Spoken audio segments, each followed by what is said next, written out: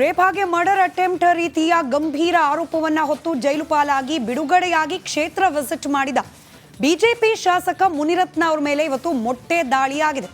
ಎಸ್ತಿದ್ದು ಮೊಟ್ಟೆ ಆದರೆ murder attempt ಅಂತ ಹೇಳಿ ಮುನಿರತ್ನ ಇದನ್ನ ಆರೋಪ ಮಾಡಿದ್ದಾರೆ. ಅಟಲ್ ಬಿಹಾರಿ ವಾಜಪೇಯಿ ಅವರ ಜನ್ಮ ಶತಮಾನೋತ್ಸವದ ಕಾರ್ಯಕ್ರಮದ ಅಂಗವಾಗಿ ಶಾಸಕ ಮುನಿರತ್ನ ತಮ್ಮ ಕ್ಷೇತ್ರಕ್ಕೆ ಹೋಗಿದ್ರಂತೆ. ಆ ಸಂದರ್ಭದಲ್ಲಿ ಮುನಿರತ್ನ ಅವರ ಮೇಲೆ ಮೊಟ್ಟೆ ಎಸೆಯಲಾಗಿದೆ. ಒಬ್ಬ ಶಾಸಕನ ಮೇಲೇನೆ ಈ ರೀತಿಯಾದ ಅಟ್ಯಾಕ್ಗಳಾದ್ರೆ ಕಾನೂನು ಸುವ್ಯವಸ್ಥೆ ರಾಜ್ಯದಲ್ಲಿ ಯಾವ ಹಂತದಲ್ಲಿದೆ ಅಂತ ಹೇಳಿ ಪ್ರಶ್ನೆ ಮಾಡ್ತಿದ್ದಾರೆ ಮುನಿರತ್ನ ಹಾಗೆ ಬಿಜೆಪಿಯ ನಾಯಕರು. ರಾಜ್ಯದಲ್ಲಿ ತುರ್ತು ಪರಿಸ್ಥಿತಿ ಜಾರಿಯಲ್ಲಿದೆಯಾ? ಶಾಸಕರ ಕಥೆನೇ ಹೀಗಾದ್ರೆ ಮುಂದೇನು ಗತಿ ಅಂತ ಹೇಳಿ ಪ್ರಶ್ನೆ ಮಾಡಲಾಗ್ತಿದೆ.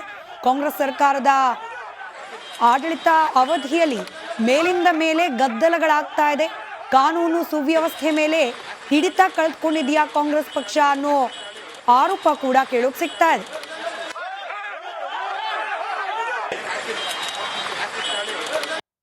ಈಗ ನನಗೆ ಕೊಲೆ ಮಾಡ್ತೀರಿ ಅಂತ ಹೇಳಿ ನನಗೆ ಈಗಾಗಲೇ ಕಳೆದ ತಿಂಗಳು 5ನೇ ತಾರೀಕು ಒಂದು 7-8ನೇ ತಾರೀಕು ಹೊತ್ತಿಗೆ ಆ ಡಿಫ್ರೆನ್ಸಲ್ಲಿ ಕೊಲೆ ಮಾಡ್ತಾರೆ ಅಂತೇಳಿ ವಕೀಲ ರೂಪದಲ್ಲಿ ಇಬ್ಬರು ವಕೀಲರು ಬಂದು ನನಗೆ ಹೇಳಿದ್ರು.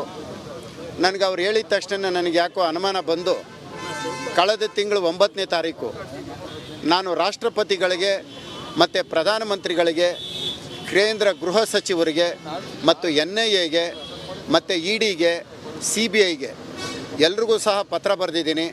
ನನ್ನ ಕೊಲೆ ಆಗುತ್ತೆ, ನನ್ನ ಕೊಲೆ ಆದರೆ ಕೊಲೆಗೆ ಕಾರಣಕರ್ತರು DK ಶಿವಕುಮಾರು, DK ಸುರೇಶು, ಕುಸುಮ ಮತ್ತು ಅವ್ರ ತಂದೆ ಹನುಮಂತರಾಯಪ್ಪ ಹಾಗೂ ಇತರರು ಅಂತೇಳಿ ಅವ್ರ ಹೆಸರುಗಳು ಸಹ ನಾನು ಬರೆದು ಕೊಟ್ಟಿದ್ದೀನಿ.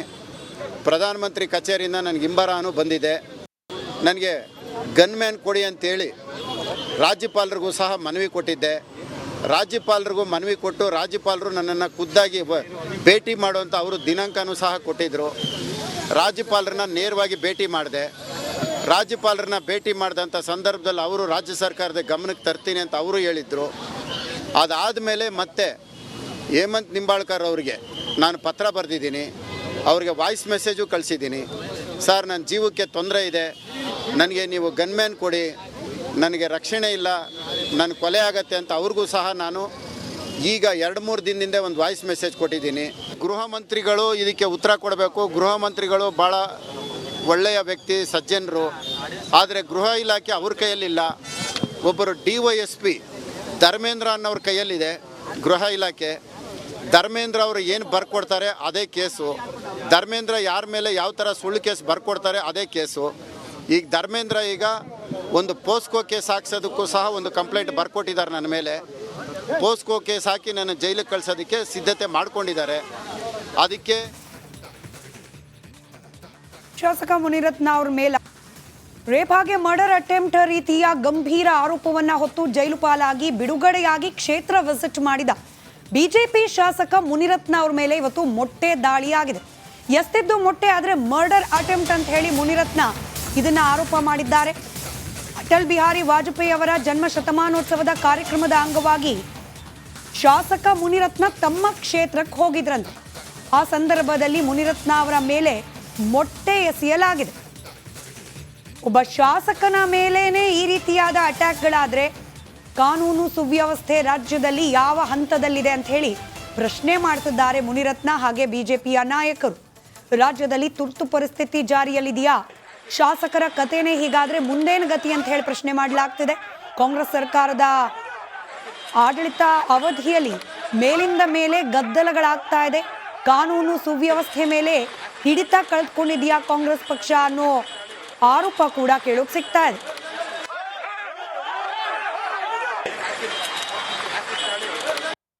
ಈಗ ನನಗೆ ಕೊಲೆ ಮಾಡ್ತೀರಿ ಅಂತ ಹೇಳಿ ನನಗೆ ಈಗಾಗಲೇ ಕಳೆದ ತಿಂಗಳು 5ನೇ ತಾರೀಕು ಒಂದು 7-8ನೇ ತಾರೀಕು ಹೊತ್ತಿಗೆ ಆ ಡಿಫ್ರೆನ್ಸಲ್ಲಿ ಕೊಲೆ ಮಾಡ್ತಾರೆ ಅಂತೇಳಿ ವಕೀಲ ರೂಪದಲ್ಲಿ ಇಬ್ಬರು ವಕೀಲರು ಬಂದು ನನಗೆ ಹೇಳಿದ್ರು.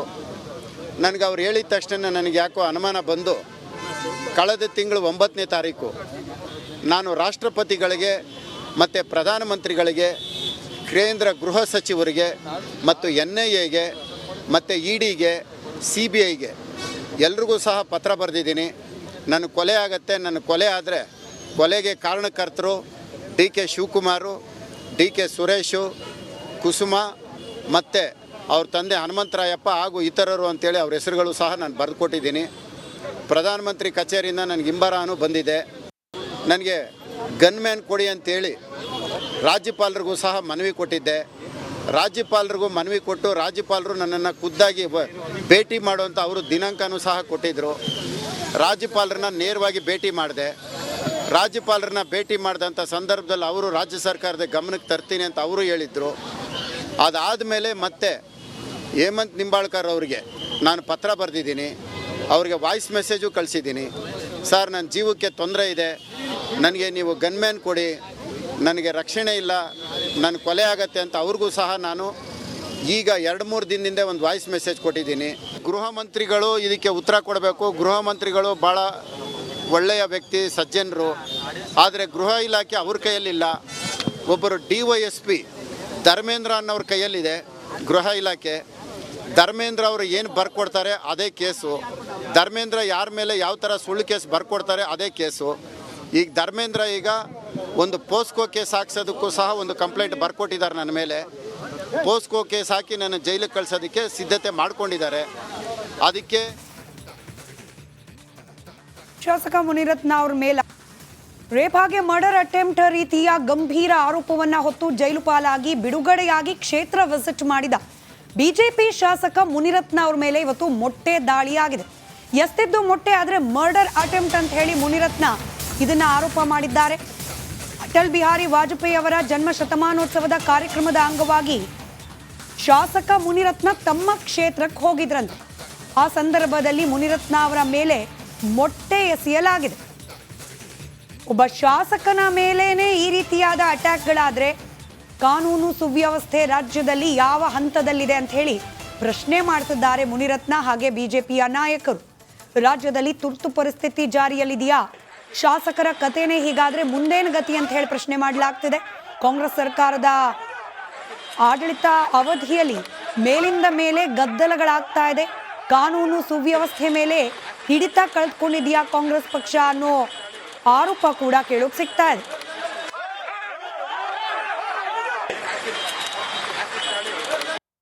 ಈಗ ನನಗೆ ಕೊಲೆ ಮಾಡ್ತೀರಿ ಅಂತ ಹೇಳಿ ನನಗೆ ಈಗಾಗಲೇ ಕಳೆದ ತಿಂಗಳು 5ನೇ ತಾರೀಕು ಒಂದು 7-8ನೇ ತಾರೀಕು ಹೊತ್ತಿಗೆ ಆ ಡಿಫ್ರೆನ್ಸಲ್ಲಿ ಕೊಲೆ ಮಾಡ್ತಾರೆ ಅಂತೇಳಿ ವಕೀಲ ರೂಪದಲ್ಲಿ ಇಬ್ಬರು ವಕೀಲರು ಬಂದು ನನಗೆ ಹೇಳಿದ್ರು. ನನಗೆ ಅವ್ರು ಹೇಳಿದ ತಕ್ಷಣ ನನಗೆ ಯಾಕೋ ಅನುಮಾನ ಬಂದು ಕಳೆದ ತಿಂಗಳು 9ನೇ ತಾರೀಕು ನಾನು ರಾಷ್ಟ್ರಪತಿಗಳಿಗೆ ಮತ್ತು ಪ್ರಧಾನಮಂತ್ರಿಗಳಿಗೆ, ಕೇಂದ್ರ ಗೃಹ ಸಚಿವರಿಗೆ ಮತ್ತು NIAಗೆ ಮತ್ತು EDಗೆ, CBIಗೆ ಎಲ್ರಿಗೂ ಸಹ ಪತ್ರ ಬರೆದಿದ್ದೀನಿ.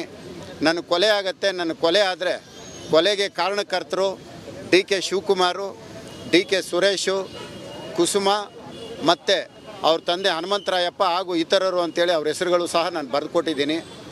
ಪ್ರಧಾನಮಂತ್ರಿ ಕಚೇರಿಯಿಂದ ನನಗೆ ಇಂಬರಾನು ಬಂದಿದೆ. ನನಗೆ ಗನ್ಮ್ಯಾನ್ ಕೊಡಿ ಅಂತೇಳಿ ರಾಜ್ಯಪಾಲರಿಗೂ ಸಹ ಮನವಿ ಕೊಟ್ಟಿದ್ದೆ. ರಾಜ್ಯಪಾಲರಿಗೂ ಮನವಿ ಕೊಟ್ಟು ರಾಜ್ಯಪಾಲರು ನನ್ನನ್ನು ಖುದ್ದಾಗಿ ಭೇಟಿ ಮಾಡುವಂಥ ಅವರು ದಿನಾಂಕನೂ ಸಹ ಕೊಟ್ಟಿದ್ದರು. ರಾಜ್ಯಪಾಲರನ್ನ ನೇರವಾಗಿ ಭೇಟಿ ಮಾಡಿದೆ. ರಾಜ್ಯಪಾಲರನ್ನ ಭೇಟಿ ಮಾಡಿದಂಥ ಸಂದರ್ಭದಲ್ಲಿ ಅವರು ರಾಜ್ಯ ಸರ್ಕಾರದ ಗಮನಕ್ಕೆ ತರ್ತೀನಿ ಅಂತ ಅವರು ಹೇಳಿದರು. ಅದಾದಮೇಲೆ ಮತ್ತೆ ಹೇಮಂತ್ ನಿಂಬಾಳ್ಕರ್ ಅವರಿಗೆ ನಾನು ಪತ್ರ ಬರೆದಿದ್ದೀನಿ. ಅವ್ರಿಗೆ ವಾಯ್ಸ್ ಮೆಸೇಜು ಕಳಿಸಿದ್ದೀನಿ. ಸರ್, ನನ್ನ ಜೀವಕ್ಕೆ ತೊಂದರೆ ಇದೆ, ನನಗೆ ನೀವು ಗನ್ಮ್ಯಾನ್ ಕೊಡಿ, ನನಗೆ ರಕ್ಷಣೆ ಇಲ್ಲ, ನನ್ನ ಕೊಲೆ ಆಗತ್ತೆ ಅಂತ ಅವ್ರಿಗೂ ಸಹ ನಾನು ಈಗ 2-3 ದಿನದಿಂದ ಒಂದು ವಾಯ್ಸ್ ಮೆಸೇಜ್ ಕೊಟ್ಟಿದ್ದೀನಿ. ಗೃಹ ಮಂತ್ರಿಗಳು ಇದಕ್ಕೆ ಉತ್ತರ ಕೊಡಬೇಕು. ಗೃಹ ಮಂತ್ರಿಗಳು ಭಾಳ ಒಳ್ಳೆಯ ವ್ಯಕ್ತಿ, ಸಜ್ಜನರು.